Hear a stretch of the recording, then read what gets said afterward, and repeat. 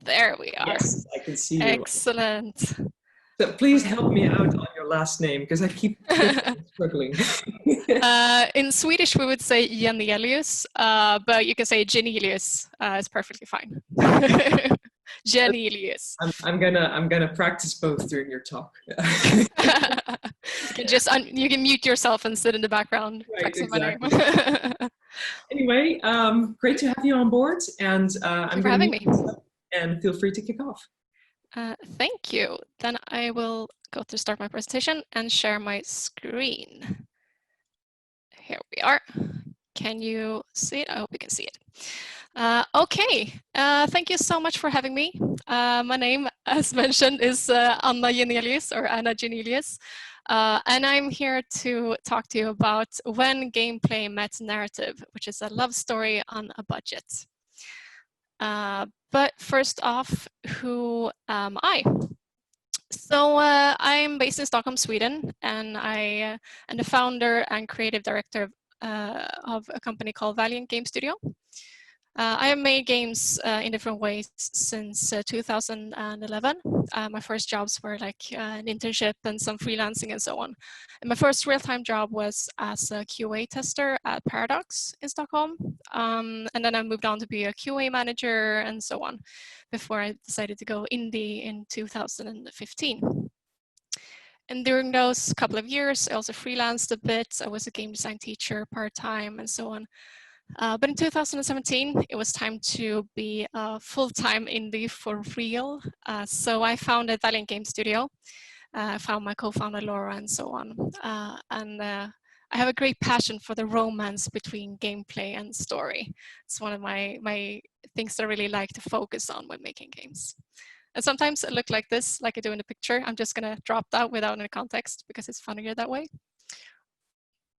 And we are a tiny studio, Valiant. We make meaningful games that promote underrepresented, instill hope, and favor the journey. We're actually just two people working full-time. It's me and my co-founder, Laura Belarka. And as I mentioned, we are based in Stockholm. We have a combined 29 years of experience. So with my 9 years, you can quickly figure out that Laura has 20 years of working with games. And we both develop games in-house and we also publish games.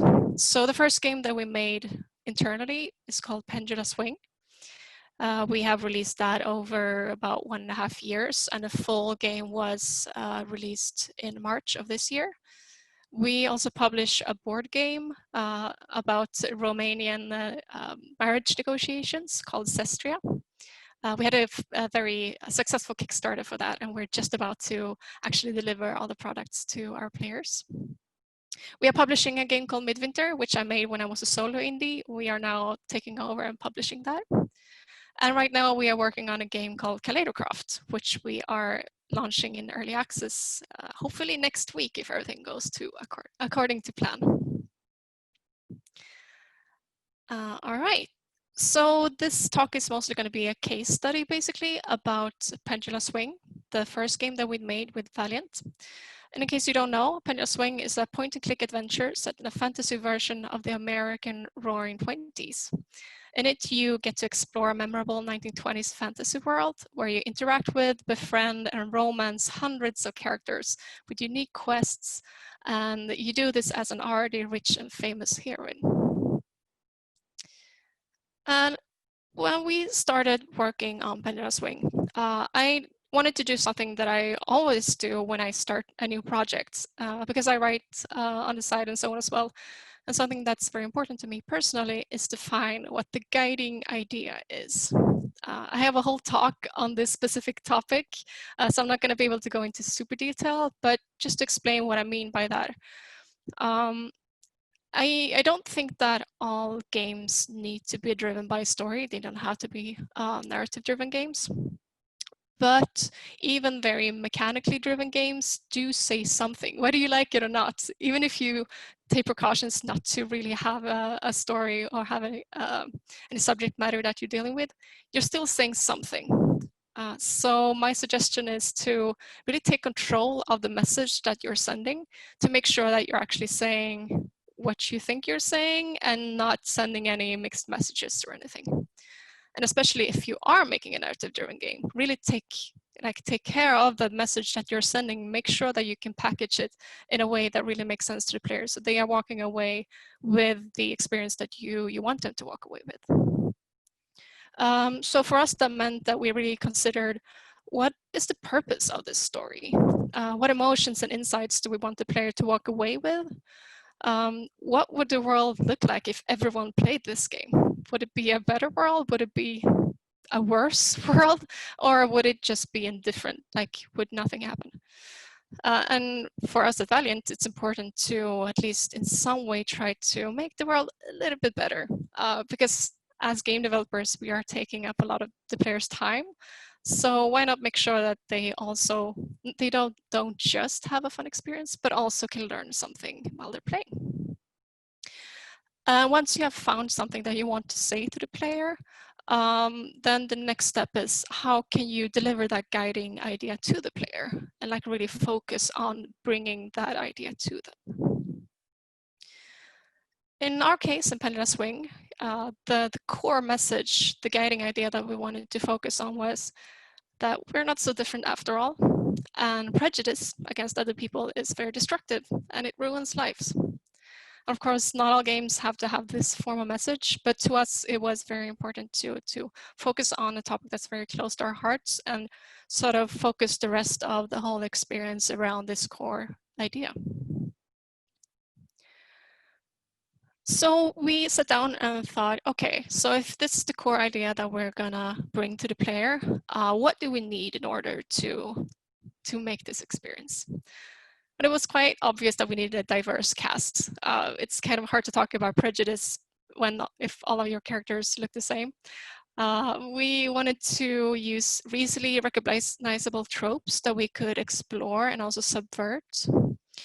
We wanted the ability for the player, or give the ability for the player to explore different experiences and see the consequences of different actions that they took. So we wanted the world to actually, respond to the choices that the player made. We wanted, of course, to reach a wide audience. So we wanted the experience to be very accessible. We didn't want to have like a high difficulty bar or anything that would block people from playing the game, because we didn't want to just preach to the choir or kick in open doors. We wanted to reach out to as many people as possible so that we could have this discussion with as many people as possible. We wanted to visually make this something that a lot of players would recognize. So they would see our game like, okay, I get it. I understand which type of game this is. But at the same time, we wanted to deliver a clear twist to what they would be expecting from that kind of game. So in our case, this meant that our choice fell on fantasy characters and tropes, because most people know what an elf is, what a dwarf is, an orc and goblin, and they will have certain expectations of what a character of that fantasy race, what they would be like. Which gave us a lot of opportunity to talk about, okay, so you think you know what an orc is, how do you know that? And so on, kind of play with the players' sort of prejudice about fantasy races. We wanted to make it look visually like a classic top-down RPG, so that a player who has played, for example, Baldur's Gate or Pillars of Eternity or that sort of game would easily recognize the sort of setting and sort of type of gameplay this would be. But instead of putting it in a medieval fantasy setting, we instead put it in the 1920s. And this has there are many reasons why we chose to do that, but it's a very interesting era. It has all the glamour and the fun stuff that can be really fun to play around with in a game. But at the same time, it was an era of great social upheaval, and there were a lot of things going on, and there was certainly a lot of people that did not experience the glamour of the 1920s. So it was a really good era for us to focus on this, in this game. We also chose to make this a non-violent game.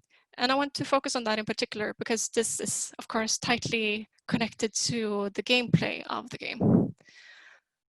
And pretty much this game is not, the core of this game is not to overcome physical challenges. It's a game about understanding how prejudice affects people. So it just didn't make sense to put arbitrary fighting in the player's way. Like it did not add to the core experience that or like the core idea that we wanted to deliver to the player. And honestly, like there are so many games that have great combat mechanics, and we just didn't feel like competing with that. We are not at Valiant particularly interested in that, in creating that sort of mechanics. If there are already so many people that are so good at it, why compete with that? Why not make something else? So we decided, oh, no, it's going to be a non-violent game, not going to be any combat mechanics. We sort of even wove that into the story. You are already a famous heroine who has already saved the world. You would be overpowered anyway. So we sort of wove that into, like, it wouldn't make sense for her to beat people up. Like, it would just be, it wouldn't work. So instead, we decided that the main mechanics would be focused around social interactions with the characters in the world, around exploration, and about character expression and roleplay. And knowing roughly what the gameplay would be, we could go back to the guiding idea and sort of build the systems in order of importance, depending on how closely they sort of related to the guiding idea. So that's where we started, and we could work our way forward from there. And then as we went along, we could make the more sort of fringe mechanics. So as you can see, this is one of the very first GIFs that I made while developing Pendula Swing. This is just like asset store assets in Unity, just thrown in to see if things worked. But as you can see already here, this is like week 2 or something of development, maybe week 1. You can already see that you can choose topics in the dialogues. The character responds to you. You can see on the left-hand side here that already we have the journal, so you can get quests and you can finish them, and also a backpack. So already here, you could get items, you can give items to characters and so on. So the very core of the experience was there from the very, very start. And that has continued to be the whole core of this experience. And knowing what is the most important part of the game also helped us keep iterating and making that part of the game better as we went along. As you can see on the left side here, early on, when you were in a dialogue with a character, for example, everything that a character said was just floating above their head, like in thought bubbles. But we realized that this just wasn't polished enough, and like it sent a message to the player, like we didn't pay that much attention to this, like we didn't actually polish it that much, so you don't have to pay attention either. Like I think the player can tell how much you as a developer have put into something, and they will also like focus their attention on what they can see that you have put effort into. So we decided to redo the whole UI of the dialogue system. So we didn't change how dialogues actually work, but just the way we presented it. We changed that when we realized, okay, this is the most important part of experience. It can't be this. It can't look this bad. So what you see on the right-hand side is from the release trailer of this game. And as you can see, we have actually, you're much closer to the character you're talking to. You can see yourself all the time. And like, it's just much more focused on this. Like you are in a dialogue right now. You should really listen here. And then when we had all of these core mechanics sort of in place, that's when we could start adding the content to the game. And I could talk about this in length as well, but I'm just going to mention that when you have a few hundred characters, just make sure to have a good system to keep track of everything. This was a very interesting experience to because all of these characters in our game are unique. They have their own name, they have their own place in the story and so on. So it was a challenge to keep track of everything. So if you're doing anything like this in the future, just get a wiki, get something where everyone can see who is who and where are they and what do they look like, everything. Just keep track of everything, because it's going to be very complicated very, very soon. And about the on a budget part of this love story, we knew right from the start that it would be very hard to get full funding for this entire game. When I founded the studio, there was no money at all. The artist that worked with us, basically, like I scraped together some money to pay her initially, but mostly she just trusted that there would be money at some point. So knowing that, I built the story structure in a way that, like as you can see in this picture, there are basically puzzle pieces, and I could remove some of them, or we could remove some of them, and the story would still make sense. And more importantly, even if we removed some chapters of this story, we would still be delivering on the guiding idea. So the player would still walk away with the same sort of like, okay, I think I get it. I know what this is about. So this really helped us like keeping focus. Okay, we don't have to have all this fluff. It would be nice. And of course the story is going to be much better. But what is actually important? Okay, these parts are important, but as long as we deliver on this like fundamental experience, it's fine, even if we don't get full funding, even if we can't deliver all of this. And this meant that we could start like mapping this into areas. Okay, what are we building first? Okay, so we need this chapter needs this to sort of make sense. So it can be like an area of the city. Okay, so we could physically start mapping this to the areas that we would be building. And actually quite early, or well, quite early in development, we realized, okay, but now that we have this like modular story, why not actually make this an episodic game? Why not release it in episodes to the players as well? And that's exactly what we did. So on the top right here, you see 3 episodes have been finished. So 3 areas of the game have been released to the player. And then every 3rd month, we would open up another area of the city so the players could go to one more area and continue the storyline. So they would just buy another DLC basically, and that would open up this area. And yeah, and after we had released all the episodes, we could finally finish like the whole product, which we did in March of this year. So the bottom right here, you see the final product. The whole city is unlocked. You can go to all of these areas and like sort of experience the whole story without any interruptions. So it became an episodic game that eventually also became a whole game.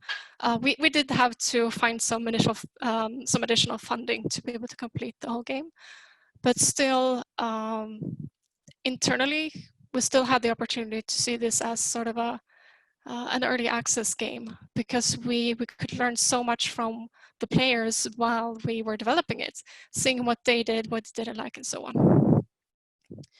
And that was really, really helpful to us. So I'll be the first to admit, only talking to characters all the time can be a bit tedious.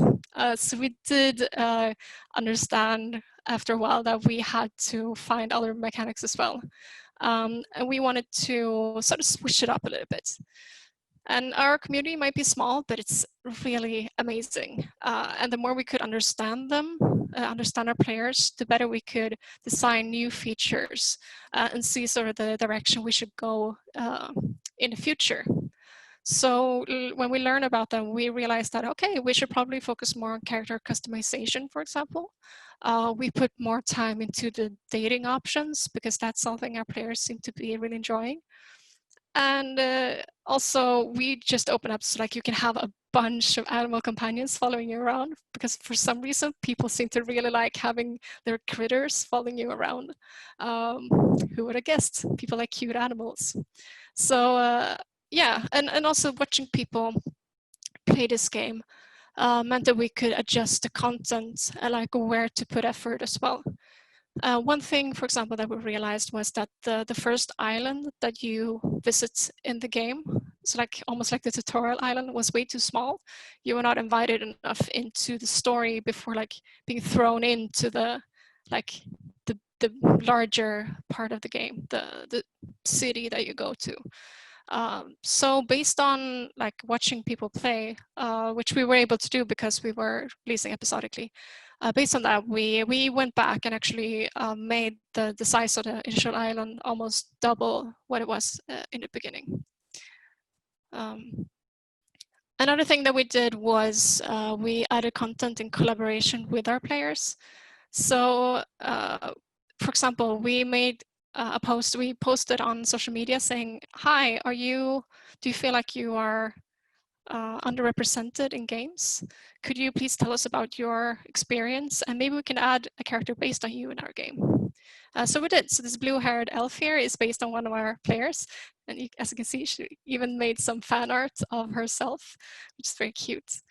Another thing we did was add books that our players wrote and added them to the library that we have in the game. And all of this also ties back into the guiding idea, because like this is at the end of the day a game about showing the diversity of people and experiences, and showing that we're all we're all different, or we're all the same depending on how you look at it, and that's great. So we wanted to celebrate that. So instead of just showing our perspective and characters that we have created, we wanted to expand that a little bit and showing other experiences and adding content that other people have made as well. And of course, we rewarded people with a free key to the game as well if they helped us with adding content to the game. So to summarize, in Pendula Swing, it was very important to us to make the story and the gameplay speak the same language, so that we didn't sort of give one message with the gameplay and another with the actual story.